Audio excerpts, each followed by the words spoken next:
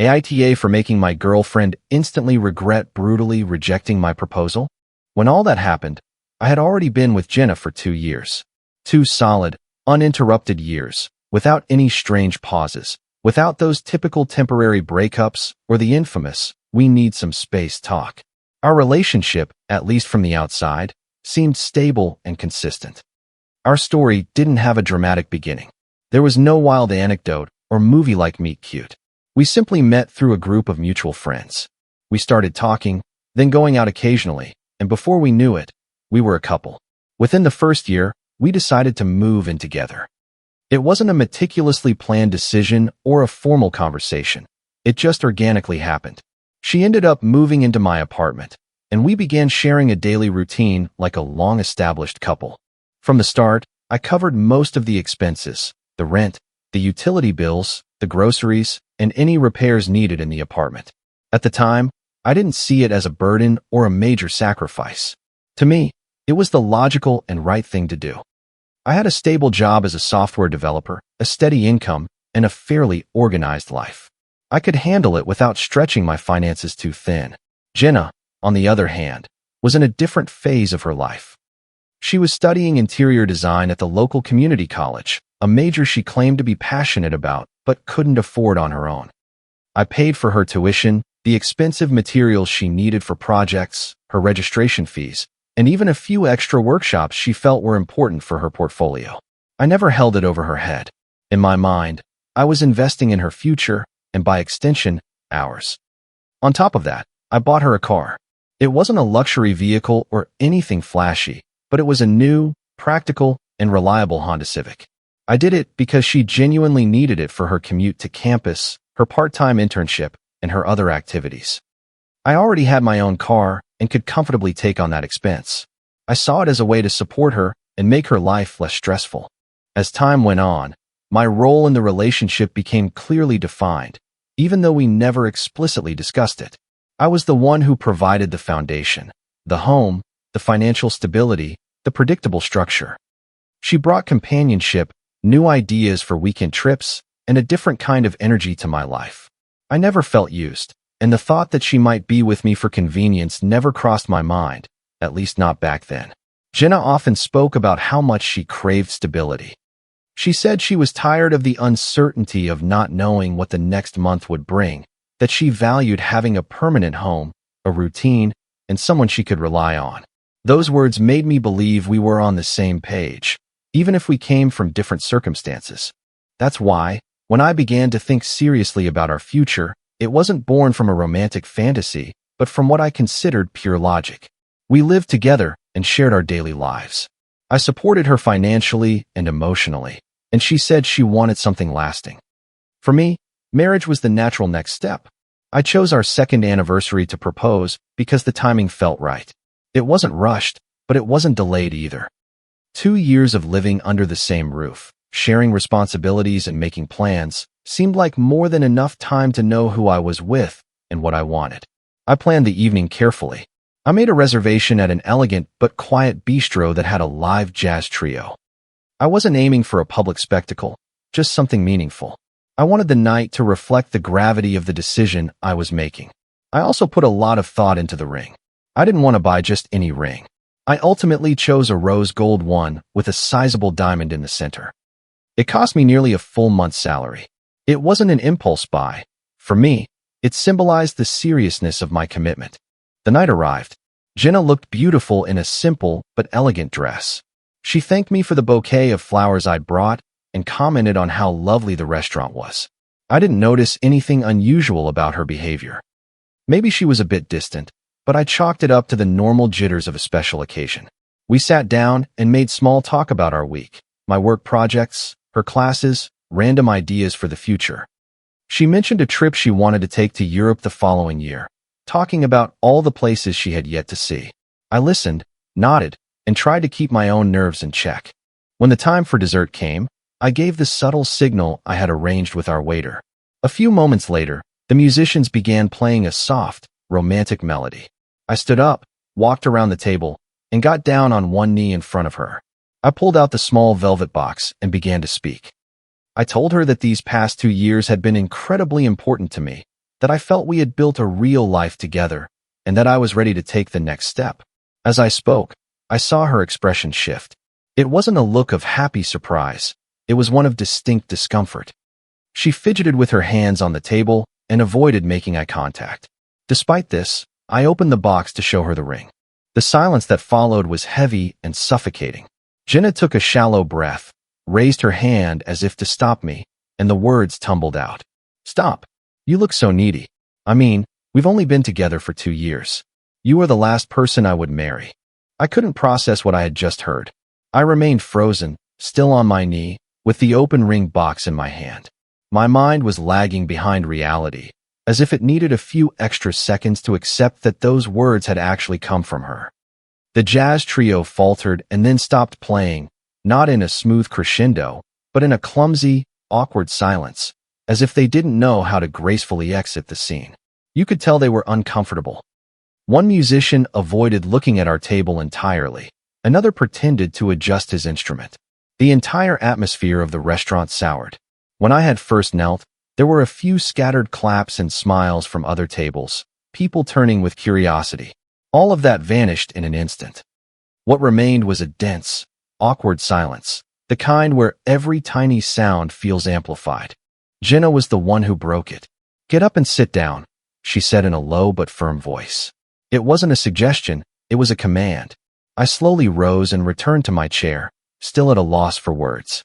I couldn't comprehend how the night had taken such a sharp, disastrous turn. She took another deep breath, folded her hands on the table, and continued, her gaze fixed somewhere over my shoulder. "I'm sorry," she said, "but if you thought public pressure was going to make me say yes, you are seriously mistaken." That sentence stung even more than the first. Not because it was crueler, but because it revealed that in her mind, this entire moment had been a calculated maneuver, not a sincere expression of love. I glanced over at the musicians. They were still standing there awkwardly, unsure of what to do. I raised my hand and gave them a slight wave, motioning for them to leave. I didn't want any more of an audience. They nodded quickly and began packing up their instruments in silence. Then I turned my attention back to her. "But you said you wanted stability," I said, my voice shaking slightly despite my efforts to control it. "To settle down." Jenna let out a short, dry laugh completely devoid of humor. "Of course I do, just not with you," she replied. "Don't take it personally, but you're not really husband material." I felt a knot form in my stomach. "You're too proper, too structured," she continued with an unnerving calm. "I need someone with more of an edge. I have no intention of becoming a suburban wife who stays home with the kids, stuck in the same routine forever. That would slowly kill my spirit." She spoke without raising her voice, without any theatrical drama. It wasn't anger, it was an almost rehearsed coldness. "You're boring," she concluded. "And for me, that's a deal breaker."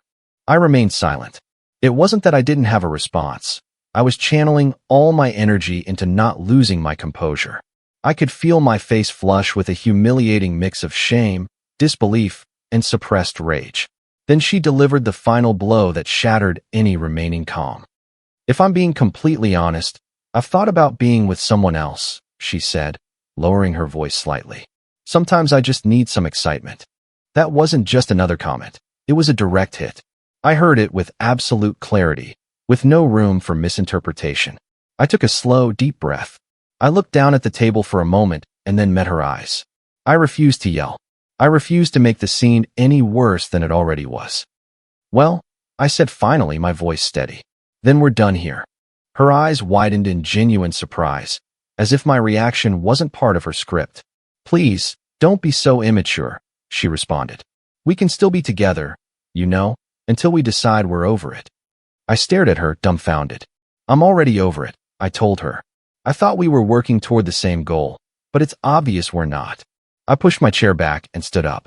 My legs felt a bit shaky, but I forced myself to stand tall. "I'm leaving," I added. "But first, give me the keys to the car." She frowned. "Your car? I paid for that car. The title is in my name. Give them to me." Her expression shifted.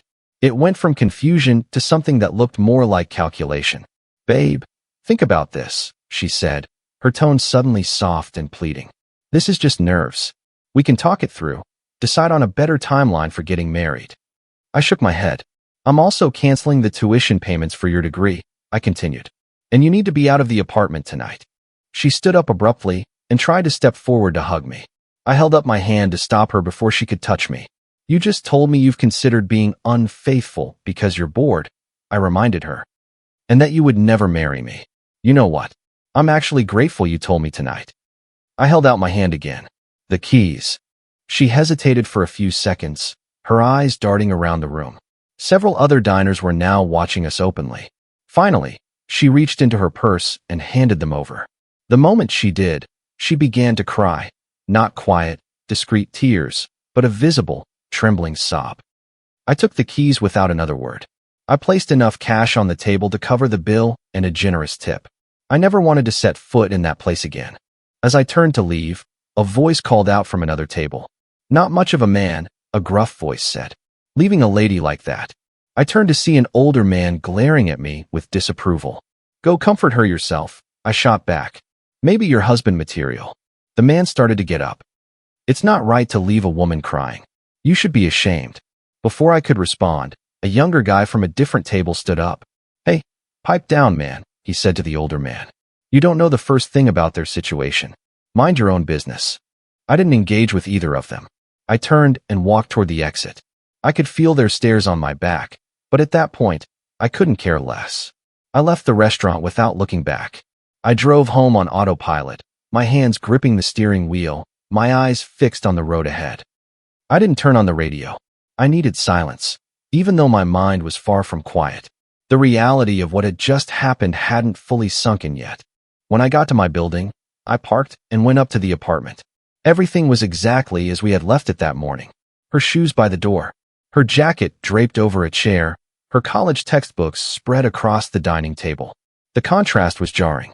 Outside, my world had just imploded. Inside, life seemed frozen and untouched. I didn't sit down or turn on the TV. I went straight for my phone and called a 24/7 locksmith I had used before. I explained the situation briefly and asked him to come over that night to change all the locks. I wanted to prevent any future arguments, surprises, or dramatic scenes. While I waited for him, I went down to the parking garage with the keys to the Honda. I started it and drove it over to a neighbor's house a few blocks away, a guy I was on good terms with. I asked if I could leave it in his driveway for a few days, and he agreed without asking any questions. I wanted to avoid any potential conflict over the car that night. I had no idea how she might react. I returned to the apartment and started gathering her belongings. I wasn't angry or frantic. I was methodical. I found a large cardboard box and started with the essentials: clothes, personal items, legal documents, and her college supplies. I didn't break or throw away a single thing. I just separated her life from mine. As I worked, I was struck by how many of her things had accumulated.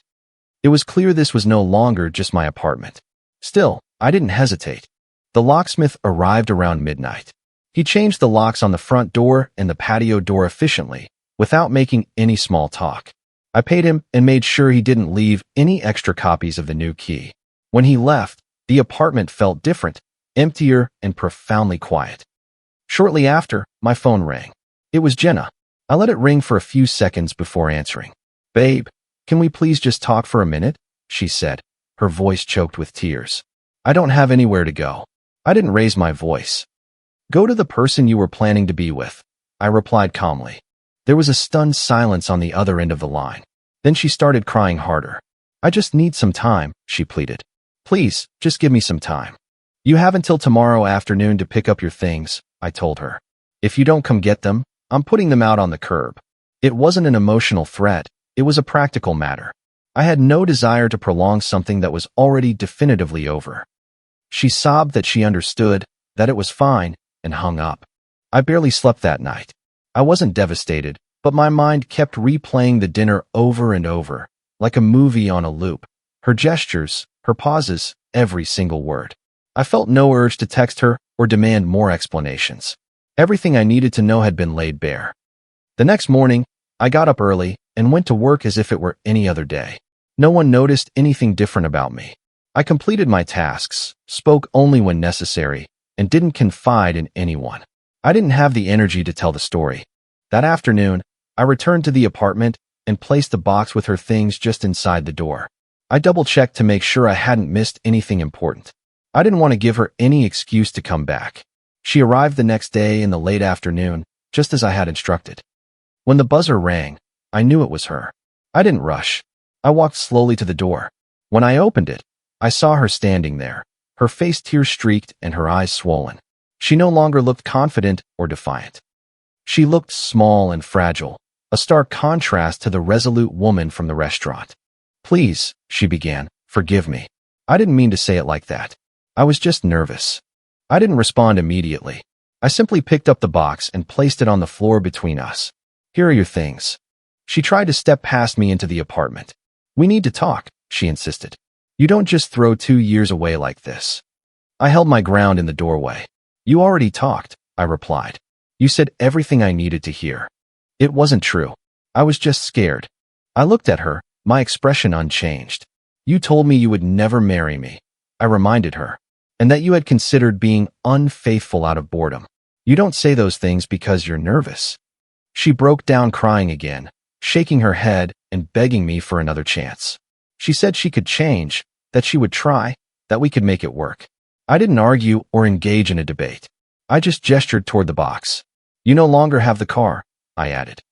"And your tuition is no longer paid for. Don't come back here."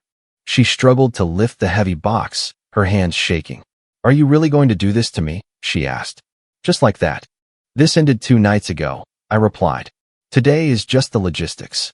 She stood there for a few seconds, looking at me as if waiting for me to say something more. I remained silent. Finally, she turned and started walking down the hallway, crying openly. I didn't stop her. I didn't call out to her. I closed the door when she was out of sight. The days that followed were quiet, at least on my end. Jenna sent me a barrage of text messages, long paragraphs, short pleas, and voice messages that I deleted without listening to them completely. Some started with apologies, others with accusations disguised as nostalgia. She said she was confused, that the timing was wrong, that everything had moved too fast.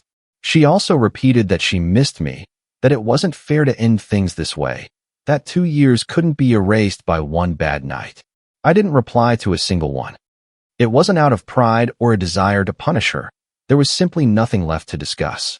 The truth had been spoken at that restaurant table.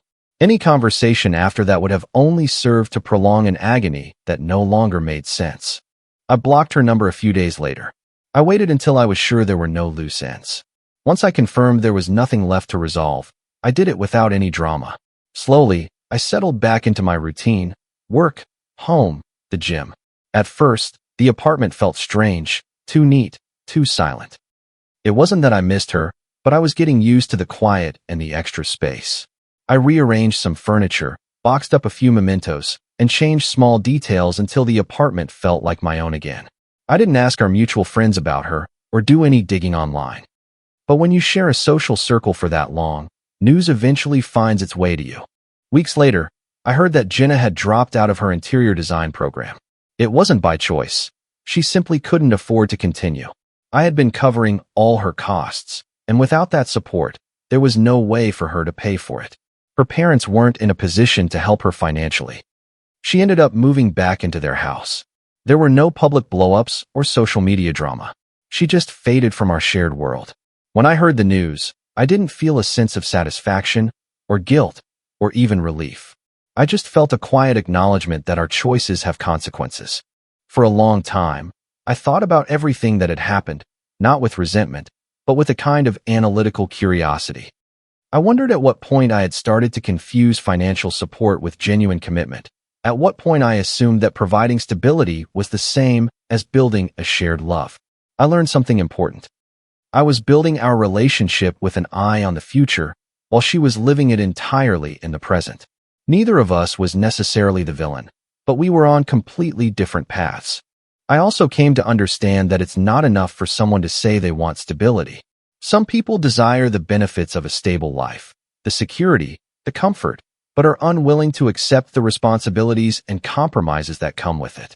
I don't regret supporting her. At the time, I did it because I wanted to. It wasn't a transaction or an investment where I expected a specific return. It was a conscious choice. But what I learned is that commitment isn't proven by paying bills or buying cars. Those things can sustain a relationship for a while, but they can't define its heart. Nor do I regret ending things so abruptly. That night at the restaurant revealed a fundamental truth that, had it come out years later, would have been much more costly, not in money, but in time and self-respect. Sometimes I think that if I hadn't proposed, we might have continued on for months or even years. I would have kept believing we were moving forward together, while she was just waiting for something more exciting to come along, something I was never going to be. The proposal didn't ruin our relationship, it exposed it. Comment. After a story like this, I just wanted to share a thought with you all. I believe that true strength often shows up not in arguments, but in the quiet decision to protect your own peace. Setting firm boundaries isn't an act of cruelty. It's a profound act of self-respect. You can have a kind heart and still recognize when a situation is no longer healthy for you. Sometimes, a painful truth is actually a gift that sets you on a better path. Taking responsibility for your own happiness is the first step toward genuine healing. I hope this story reminds you to check if your kindness is being valued, not just consumed. Always remember to build a life where your core values are shared, not just tolerated. Choose clarity over confusion and peace over prolonged pain. If you liked it, don't forget to leave a comment and support the channel by subscribing. See you in the upcoming stories.